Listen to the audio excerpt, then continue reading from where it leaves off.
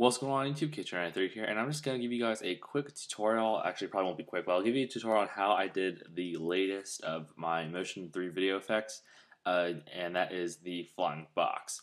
Now, I did actually download Motion 5 onto this computer and ScreenFlow, so I'm going to open up this file real quick just to show you guys a little bit of how it's done.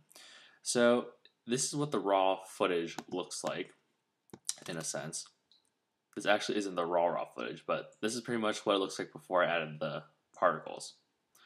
Alright, and you guys might be wondering, well, first of all, I have to tell you that I did this all by myself, and you guys might be wondering, how did you do that by yourself if you're all standing there and then there's the box flying?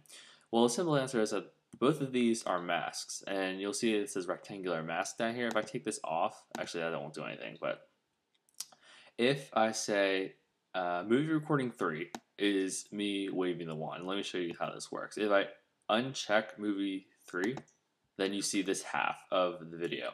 And this is obviously the half of the video that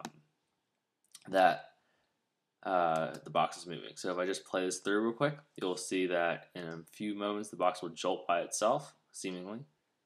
And the way that I actually did this is pretty simple, is that I was actually I only show that top part of the white thing for a reason, because I'm actually like laying on the floor underneath it in this separate video. Like, these are two separate videos. So I was actually on the floor right underneath it, and then when I decided I wanted to, I just jolted the box with my hands. So that is how I did that, and then I simply masked that out.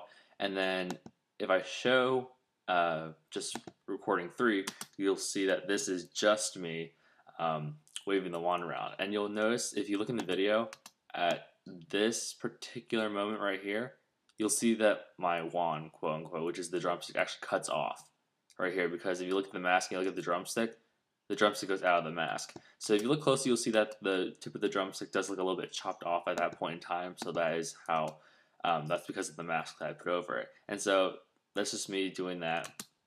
And then when you mask them and put them all together, you get something that looks like this.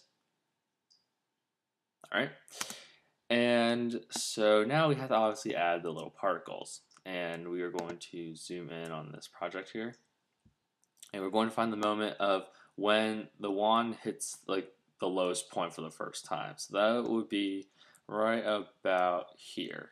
Alright, and so what I just do, I went to the library, and then I went to particle emitters, I went to sparkles, and then did something called star trail, okay? And then just click and drag this at the very tip of the wand, which is right about here, more or less.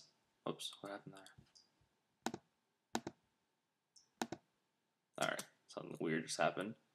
Okay, but first of all, this sparkle is way too big, so I'm just going to size it down. Oops, not that. Start trail. Size this down. And then we're going to